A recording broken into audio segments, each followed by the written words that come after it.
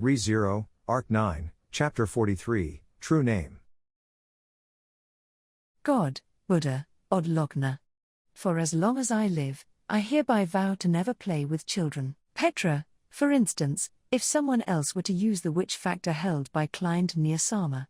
If I were to use it, could I use teleport as much as I wanted even without paying the compensation? When she had first been informed by Clind about the existence of the witch factor of Tristitia, and its authority of compression, the first thing that had popped into Petra's mind was that method of abusing it. Clind was not compatible with the witch factor, and as a result, compensation payment was required to exercise the authority of compression, so he had told her. At the same time, the witch factor of Tristitia was a one-off factor created to be used by a specific person, so by no means would Petra have been compatible, either. Hence, the special tag team consisting of the warlock who possessed the authority that was returned by death, Natsuki Subaru, and the witch who supported him, Petra Late, was disbanded before it was even formed. While that was a relief, it was also true that she had felt regretful about it. Hence, the matter of the witch factor of Tristitia was placed outside the topic of agenda, with them having decided on utilizing Clind's compression to reconvene with their allies and to plunge into the final battle against the enemy. But with Al's authority of turning back time having come to light, the spotlight had once again been placed on the authority of Tristitia while they were working out a plan to decisively stop the Al troop. Clind had informed Petra and the others that, due to incompatibility with the witch factor, it was impossible to exercise his authority without compensation. However, the meaning hidden behind that was, Petra, as long as the compensation is paid, then even people who aren't Clind near Sama can use compression. Right? At Petra's verification, Clind's expression did not shift. However, that only served to convince Petra of the validity of her own conjecture. If he had truly wanted to hide it, Clind ought to have acted more surprised, saying I had never even thought of that. Petra, in order to do something about Al-san and his group, it's absolutely essential that we split them all apart. Outside of Al-san himself, the most troublesome opponent would be the divine dragon Summer, but Clind near Sama will do something about that, right, Roswell? On that point, I can also provide assurance. Clind is a key person to serve as a trump card against the divine dragon Volcanica, indeed. Did I use that right, Petra? Yes, that's correct. During the strategy meeting, the one who had boasted of being able to subdue the divine dragon was Clind. Honestly, including the matter of the witch factor of Tristitia, it made her exasperated to think about how many secrets he was hiding along with Roswell, but there was nothing better than his reliability. However, just because Clind was reliable did not mean she could take advantage of him for everything. Petra, but, if Clind near Sama is going to be busy dealing with the divine dragon Summer, he won't be able to take people in and out with compression, correct? Clind, I do not deny it. Affirmation. Of course, exhausting all of the power in my possession, I will deliver all personnel to the battlefront without fail, but, Petra, no. If you do it like that, I think compression will lose its strengths. The best point about compression is that, like a teleport, it can take our fighting strength in and out and switch things around. There was likely no falsehood in the words Clind had sworn with a quiet expression, however in them a certain heat did dwell. Their greatest fighting strength would securely be sent to the enemy lines. That alone was already an extraordinary feat. But, this was also a battle such that, if they could afford to hope for more, then they ought to hope for as much as they could. And so, we shift to the matter of transferring the authority. Though, before we start to consider it, I'd like to verify if that plan's actually even possible. Clind. About that.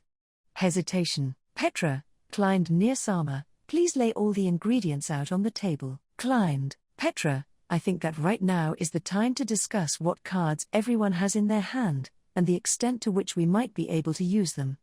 So, don't hide anything. As Clind hesitated to speak out, Petra plainly requested him to. She understood his reasons for being uneager to share, his reasons for worrying over keeping the information hidden. She understood, but this discussion was a meeting dedicated to saving the kingdom, saving the world, saving Natsuki Subaru and Beatrice. It was rather charming how Meili had been glaring at Petra as she had told him to not hide anything. Clind, If you wish to know whether it is possible or impossible, then it would be possible. Approval. The which factor of Trustitia fails to be compatible with myself, and it is merely within my possession. Responsibility, Ram. In that case, it is simply a matter of shifting ownership? Ha! That should be quite easy to handle then. It would be a disaster if Klein were to leave it behind. Rem. This also goes for if it were to be left behind, but it would also be quite scary if it were to be stolen or confiscated by someone else.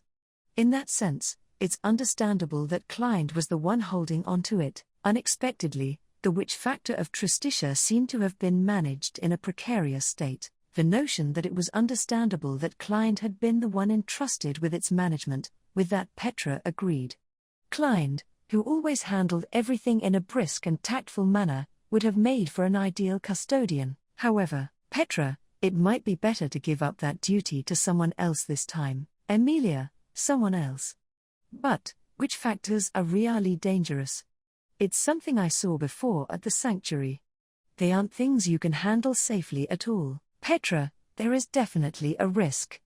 But, if it's used well, Meili, HK, Petra-chan, I'm against it, you know W. At the sharpened voice opposing her with the most emotion, Petra lowered the ends of her eyebrows. Petra knew that Meili had constantly been worrying about her. It made her happy. After all, when Petra had just met Meili, she was always attempting to get the latter to like her. She had thought that affection would be the best weapon to dull any murderous impulses. And, she had hit the nail on the head. Petra, though, it might have been a bit too effective. Subaru, I'll say this now, but I'm of the same opinion as Meili. You haven't told me what it was, but you've already paid Klein-san with something, Petra. You can't compromise anything further than this. The voice of a phantom inaudible to anyone else, it instilled Petra with the feeling that she was truly being held dear. Let it be declared. Imaginary Subaru might have been a convenient delusion of Petra's, but the quality of the recreation should have been high enough such that, beyond any doubt, if it had been the real Subaru, he would have said the same thing. Petra, I'm glad that neither Frederica Nisama nor Beatrice-chan are here. Even just Meili had caused Petra's heart to waver a fair amount. If Frederica and Beatrice had supplemented that with a 1-2 punch, Petra might have been knocked out. What about if Garfield and Otto had been here? Garfield would have likely shouted angrily, but she felt like Otto would have understood. After all, Otto was the one currently overexerting himself by far the most out of the camp, so Petra did not think he would have had any right to complain to her. Harboring the self-awareness that she truly was such a blessed and beloved girl, Petra spoke. Petra, let's divide up the roles properly. That way, everyone can do their job to the best of their abilities. God, Buddha, Odlogna. For as long as I live, I hereby vow to never visit that nostalgic place. Tightly ascertaining the sensation of the rectangular box stored in her breast pocket, Petra focused her attention on the which factor of Trustitia, which she had successfully received by manipulating her words, cajoling the people around her. Petra, I have to concentrate. By putting that to words, Petra firmly cautioned herself so as to preserve her own sanity. In honesty, until today, Petra had thought of herself as someone possessing a tenacious mental fortitude. She had not lost her mind even after reading a Book of the Dead, and even if her beloved was not swayed by her in the slightest, she had never once thought about giving up on getting him to turn to face her. She was aware that she had been through many difficulties and gambles for someone of her age, and despite all that, the destructive sense of omnipotence brought on by the witch factor made Petra's head spin. Petra, no, that's no good, for me. Subaru, cheer me on. Subaru, Petra, do your best. Don't lose. If you lose after staking everything on a gamble I told you not to do, you know what that'll mean.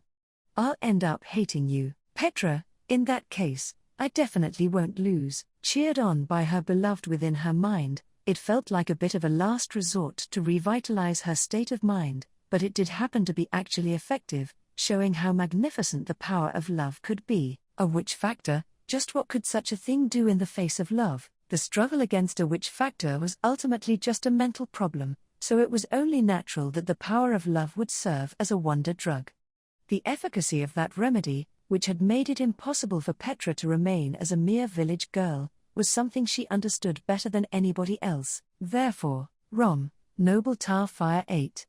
Then hit 'em with a soldier tar flowers 3. At the firm voice striking her eardrums with vigor, Petra opened her eyes wide, and grit her teeth. With the activation of compression, Petra deployed those designated personnel to those designated positions on the battlefield that had been divided up into an 8x8 grid within her mind, the same configuration as a shotrange board. Sure enough, 2 individuals aligning with the Felt camp had been delivered to the battlefield in the blink of an eye. One of Felt's followers, Gaston, and a fierce-looking pigman known as the King Pig, Doltero, swinging their mighty arms, they walloped Heinkel and Gluttony respectively, each of whom had been attempting to launch their own offensives, and sent them flying. Eh? Could it be? Such a thing is possible? Having sidestepped the punch with acrobatic maneuvers, Roy raised his irksome visage, and tearing his gaze off of Ram, who he had been fixated on until then, he looked at Petra, who, maintaining a distance from the duos of Ram and Melee, Flam and Grassis, who were all engaged in direct combat, was positioned so as to grasp the entirety of the battlefield, sat atop the shoulders of Rom G. Roy, Petra-chan, since when did you become a Sin Archbishop? Perhaps as ought to have been expected from a Sin Archbishop, he perceived the whereabouts of the witch factor. Nay, were that the case, then he would have noticed their trick much sooner. Likely, it was the result of having correctly fathomed that compression was the work of an authority, and thinking about who was in the position to use it the most pertinently. Nothing impressive at all for a Sin Archbishop. Petra, now that's just extremely slanderous. If you're going to call me something disreputable, then call me this. Without revealing her caution towards that insight of Roy's, Petra placed a hand over her chest, and while ascertaining the sensation of the small black box she had received from Klein, she stuck out her tongue with a bear, declaring thus, Petra, the Witch of Tristitia, Petra Late. In most cases, introducing oneself with such a title would be received with no warm welcomes, while calling oneself by that was already bad enough, being called that by somebody else was absolutely out of the question. Regardless of whether one was steeled in their resolve or not, that was a title akin to a curse, that of being abhorred by every person throughout the world. However, Petra had boldly declared herself as such, as if it was something to take pride in. After all, the master whom Petra served was the Witch of Glaciation, and her beloved was a kind, admirable knight whose heart was smitten with that witch. God, Buddha, Odlogna. For as long as I live, I hereby vow to never hold beautiful flowers. God, Buddha, Odlogna. For as long as I live, I hereby vow to never partake of my favorite food. God, Buddha, Odlogna. For as long as I live, I hereby vow to never return to my hometown. The Witch of Tristitia, Petra Late. Upon Petra declaring herself so, Roy Alphard felt a sense of apotheosis. Owing to the surprise that she was capable of going so far, and the delight that she had indeed gone that far, to take in a witch factor, and by one's own volition become a possessor of an authority, a being who would be called the likes of witch or warlock or even Sin Archbishop, was an act seeming utterly devoid of sanity. The point upon which they had passed such an aberrant decision was when their scrupulousness to spare no measure, that was to say, their love and affection that was the very spirit of hospitality, was something Roy felt potently, profoundly, vastly, and warmly. Roy, the greatest. So glad you turned up. Spreading his arms wide, Roy stifled his ecstasy and proffered his gratitude to their hospitality and rendezvous. Seeing that she named herself the Witch of Tristitia, Roy's inference that the opponent's authority was derived from pride had been off the mark. However, Roy had once been told by a monster who entitled itself his mother that the witch factor of Tristitia was a special, defective article with which nobody would prove to be compatible. The witch factor of Tristitia was one of the things that his mother had desired, so upon hearing of its hideaway, his mother would certainly be delighted. Naturally, he did not feel like giving up even a single bite of such a special feast to his mother. Roy, it's a cute, selfish request of her hungry child after all, so she'll surely overlook it, won't she? This was a matter of his mother, the personification of the desire for acknowledgement, who loved nothing more than to be revered. Roy could imagine how he would trigger her temper upon her learning that he had given priority to himself over his mother. Once, Roy used to find this egotistic selfishness of his mother's to be unhelpably bothersome, but his current sentiment was slightly different from before. The sentiment that even such egotistic selfishness and conceitedly diseased self-love were irreplaceable attributes to be cherished. Rom, Queen Ta Earth 6. Hunter Ta Yang 6. Noble Ta Yin 5. Concording to the aged giant's instruction, a dim glow sojourned in Petra's eyes. It was not as though they were actually shining. As a consequence of her devoting her consciousness to utilizing an authority that was impossible to get accustomed to using, the moments in which she was exerting herself could be pinpointed. Normally, it was a trivial habit not worth paying attention to, but in the midst of battle where an instant's difference demarcated the line between victory or defeat, even that became information coupled to life or death. From Roy's field of vision, the forms of Ram and the pigman, and Meili astraddle atop the hungry horse king disappeared. And concurrent to their disappearance, they appeared as though surrounding Roy from three directions and waged their offensive, the timing of which he could quite clearly grasp due to the glow in Petra's eyes. Roy, yes, excuse us for a bit. On the brink of their offensive making contact, Roy joined his hands before his chest. When, in that instant, the ground rose as though sand dunes were swelling from force applied from left and right, cutting off Ram and the pigman's line of sight from Roy.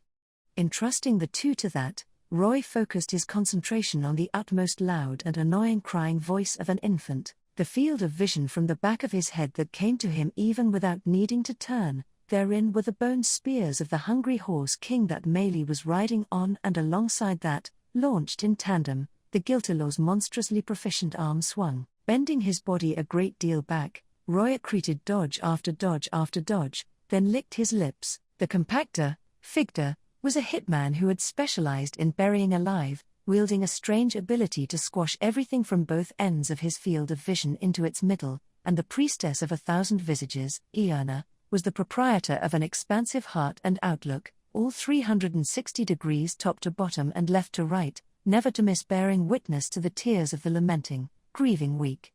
However, the ability of the queen of witch beasts, Meili, did not fall short of them either. Hungry Horse King, Gagya Giltilor, Aruu, the pack of Ulgam, the Hungry Horse King of the Sand Sea, and the Giltilor renowned as the Jet Black King of the Forest. Meili's ability of sallying forth witch beasts in succession granted Roy nary a breather for emotional impression.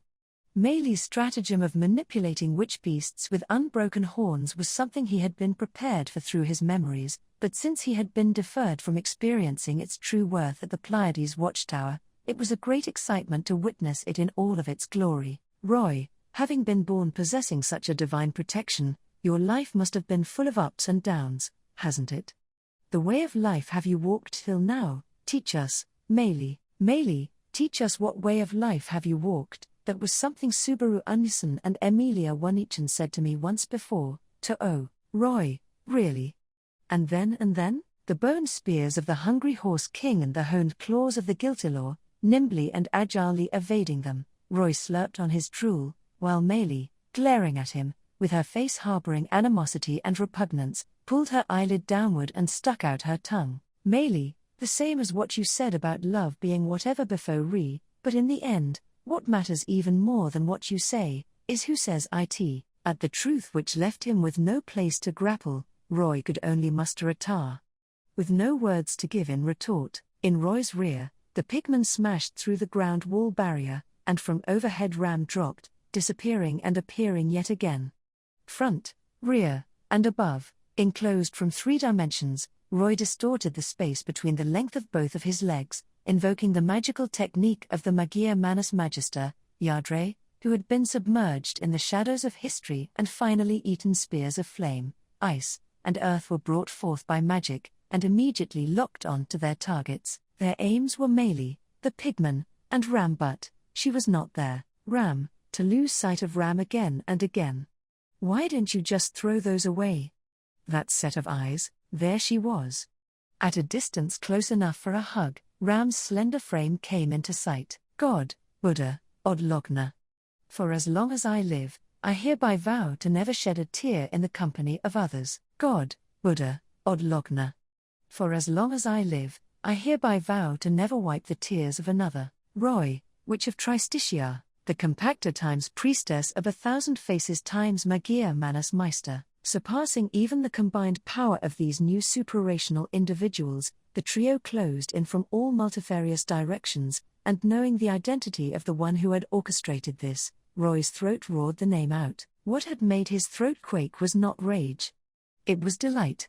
Throbbing lively, his heart's thrumming pulsations would not cease. Entrusting himself to those thrumming pulsations, Roy re-aimed the spears of 3 attributes from their initial targets, bringing them crashing into one another. By way of the blast and vapor generated, Ram and the others would inevitably be forced to reposition. Roy, wah, Ram, did you think we would teleport to avoid sustaining injuries? With his line of sight obscured, the scorching vapor, which ought to have coerced a teleport via the authority of Tristitia, was rent asunder through pure strength, and from the other side came flying the proprietor of pale crimson eyes. Plunging headfirst into the inescapable scalding heat, she had caught Roy off guard, the latter having erased the possibility that they might deliberately choose to sustain injury from his head.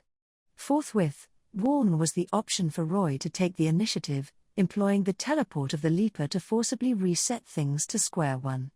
However, Roy, the greatest, the instant he recognized his opponent's brilliance, Roy Alphard's bizarre eating awakened. With an outcry of jubilation screeching through his mind, Roy's brain sparkled with branches of countless choices. Flinging the doors open on the plentiful treasure house of memories, he sought that which sparkled amidst the countless miscellaneous treasures tossed aside, the articles what had been lying dormant, impatiently awaiting the chance to raise their first cries and rise to the stage at last. At present, the foremost point of focus was the truth of the hospitality that had rendered eclipsing a failure. Roy, having reached his hand out towards his opponent in an attempt to eat their memories, Roy's eclipsing towards Ram had failed, but she was unmistakably Ram.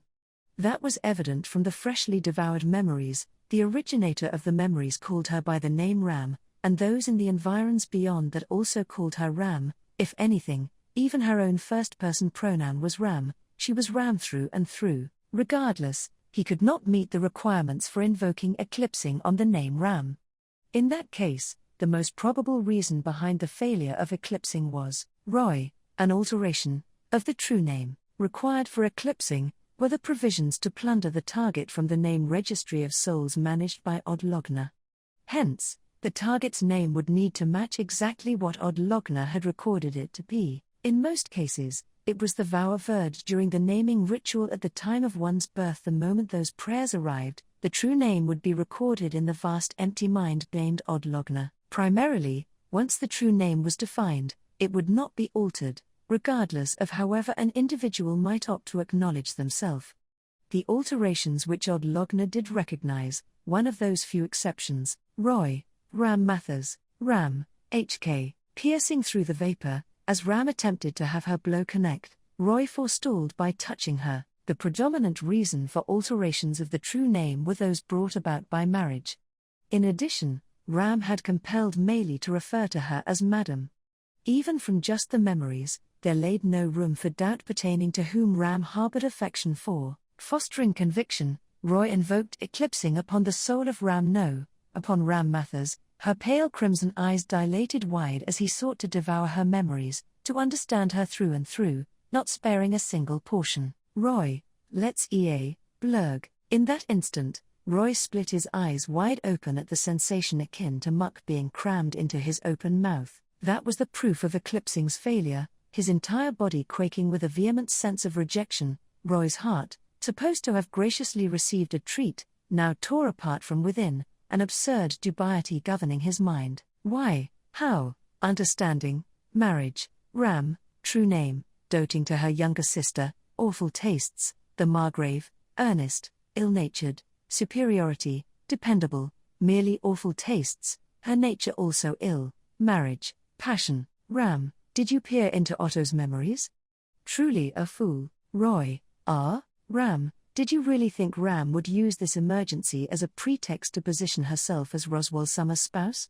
If you truly knew Ram, that was a misunderstanding you would never have made. As Ram sneered, her lips twisting into a slim smile, Roy understood. To have herself be called Madam was yet another misdirect, a ploy to draw him to a false conclusion exploiting the memories of someone close. In truth, Roy had dismissed the low-risk choice of using the leaper's technique, opting instead for the high reward of reaching Ram's soul with his tongue with the conviction that he would be able to eat her, a decision he would have never made had he not eaten those memories, had he not eaten Otto Suin. Ram, for the most part, this is for Otto. Ram apprised him so, then, her wind-clad fist, the pigman's rock-like knuckles, and to top it all off the fiery bone spears clad in blasting burn and the stout arms of a fiendish beast, all impaled Roy Alphard in perfect synchrony.